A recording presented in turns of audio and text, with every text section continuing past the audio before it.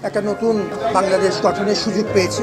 2024-এ ঘটে যাওয়া কোটা আন্দোলনের শিক্ষার্থীদের নিরাপত্তা দিতে ব্যর্থ হওয়ার কারণে এক পর্যায়ে পদত্যাগে বাধ্য হন উপাচার্য ডক্টর মাকসুদ কামাল। পদত্যাগের পর থেকেই উপাচার্যবিহীন চলে এই বিশ্ববিদ্যালয়টি। অনেক খোঁজাখুঁজির পর 26 আগস্ট 2024 গণমাধ্যমে মারফতে জানা যায় নতুন উপাচার্যের নাম। এর পরপরই প্রাচ্য অক্সফোর্ড খ্যাত ঢাকা বিশ্ববিদ্যালয়ের 30তম উপাচার্য হিসেবে ডক্টর নিয়াজ আহমেদ খানের নাম সর্বত্র ছড়িয়ে পড়ে।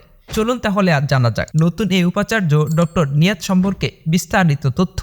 সে আমার হাত ধরে বিশ্ববিদ্যালয় অনেক অপেক্ষার পর ঢাকা বিশ্ববিদ্যালয়ের উপাচার্য নিয়োগ দিয়েছেন মহামান্য রাষ্ট্রপতি। আর এই উপাচার্যের দায়িত্বটি পান ডক্টর নিয়াজ আহমেদ খান। তিনি চট্টগ্রাম জেলার লোহাগাড়া উপজেলার বিখ্যাত চুন্তি গ্রামে এক সম্ভ্রান্ত পরিবারে জন্মগ্রহণ করে। তিনি মর্যাদাপূর্ণ কমনওয়েলথ বৃত্তি নিয়ে যুক্তরাজ্যের ওয়েলস বিশ্ববিদ্যালয় থেকে সম্মাননা সহ পিএইচডি ডিগ্রি অর্জন করে। পরবর্তীতে অক্সফোর্ড বিশ্ববিদ্যালয়, সোয়ানসি বিশ্ববিদ্যালয় এবং এশিয়ান ইউনিভার্সিটি অব টেকনোলজিতে পোস্ট ডক্টরাল গবেষণা সম্পাদন করেন।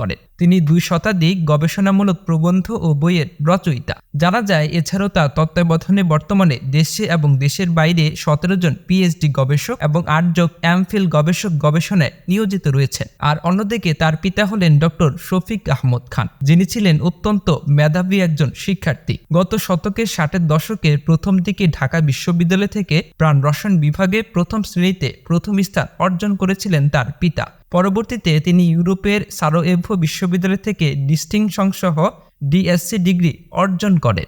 বাংলাদেশের বিশ্ববিদ্যালয়ের মধ্যে প্রথম ও ইতিহাস ঐতিহ্য সমৃদ্ধ অন্যতম বিশ্ববিদ্যালয় হল ঢাকা বিশ্ববিদ্যালয়। আর এই বিশ্ববিদ্যালয়ে 30তম উপাচার্য নিয়োগ পেয়েছেন ডক্টর নিয়াজ আহমেদ খান। 26 আগস্ট 2024 সালে সরকারি নির্দেশনা মোতাবেক এই খবরটি জানানো হয়। এরপর থেকেই তিনি আলোচনার কেন্দ্রবিন্দুতে রয়েছেন, কেননা প্রাচ্য অক্সফোর্ড খ্যাত এই বিশ্ববিদ্যালয়ের প্রধান ব্যক্তি হিসেবে কদিন ধরেই যোগ্য ব্যক্তিকে খোঁজা হচ্ছিল।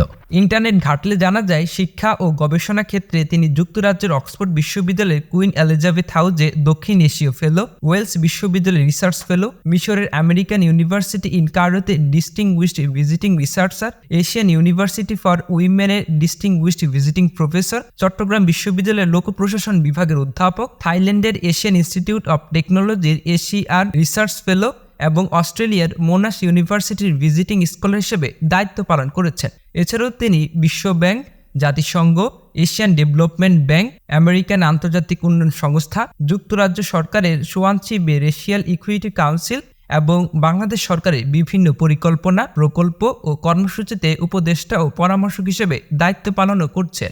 দেশ বিদেশে আলোচিত এমন ব্যক্তিদের নিয়ে সবসময় ভিডিও পেতে স্কিলফির সাথেই থাকুন। আর অবশ্যই সবার আগে আমাদের সব ভিডিও দেখতে স্কিলফি চ্যানেলটিকে এখনই সাবস্ক্রাইব করুন এবং পাশে থাকা বেল আইকনটিতে ক্লিক করতে ভুলবেন না।